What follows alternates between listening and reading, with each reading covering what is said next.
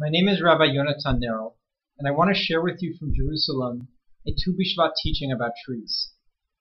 The Jewish tradition has profound insights into how we relate to trees, and I want to share with you about planting trees, second about caring for trees, and third about cutting them down.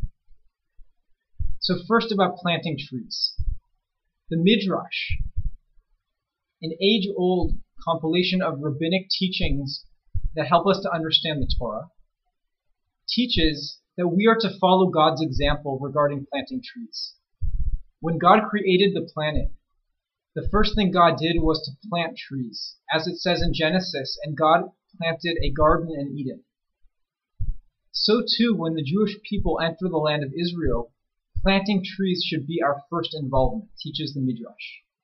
So the modern Jewish custom of planting trees on Tu Bishvat is very resonant with Jewish teachings about planting trees in general. Second, about caring for trees. Another Midrash teaches that God took Adam and showed him the Garden of Eden and said to him the following, and I quote, "See my works, how beautiful and praiseworthy they are. And everything that I created for you. Be careful not to spoil or destroy my world, for if you do, there will be nobody after you to repair it." This Midrash teaches how God showed Adam all of the trees of the Garden of Eden. And this emphasizes our responsibility for stewardship of trees in particular and of the earth in general. This Midrash also teaches how if we clear-cut forests or despoil the world, God is not going to clean up after human beings. And now I want to share a third Midrash about cutting down trees. When Jacob moved with his family from Israel to Egypt, following the famine in the land of Israel, he had a prophecy that his people would be redeemed and they would be commanded to build a wood sanctuary in the desert. Seeing that the desert is not full of trees, he brought with him saplings from Israel to Egypt and planted them in Egypt, or he instructed his children to. And those trees grew into a big forest, which the Jewish people cut down when they left Egypt. The Midrash teaches that these trees sang in joy, either when they were being cut down or when they were made into planks of wood, because they were being used for a holy purpose and a long-term purpose, and being used by people who had been in a relationship with them for hundreds of years. So why does it matter how we use trees?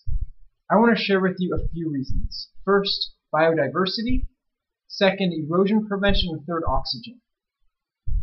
Regarding biodiversity, rainforests are home to half of the Earth's animal and plant species, even though rainforests account for only a small percentage of the land area of the Earth.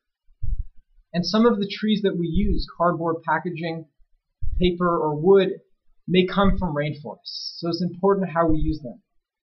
Second, erosion prevention. The roots from trees help prevent landslides and erosion, and therefore prevent property damage from occurring after intense rains. And third, oxygen. An average tree gives off enough oxygen to keep a family of 4 breathing for a day. So given how much we depend on trees for our survival, it behooves us to use them wisely and to treat them with utmost respect. In summary, we spoke about following God's example by planting trees, heeding God's warning by caring for trees, and following the Israelites' example in using trees in a holy way. How we use trees is important because of biodiversity, erosion prevention, oxygen, as well as fruit and nuts, and many other reasons.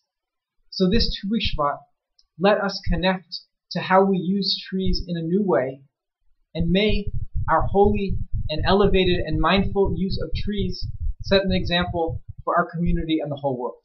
Thank you.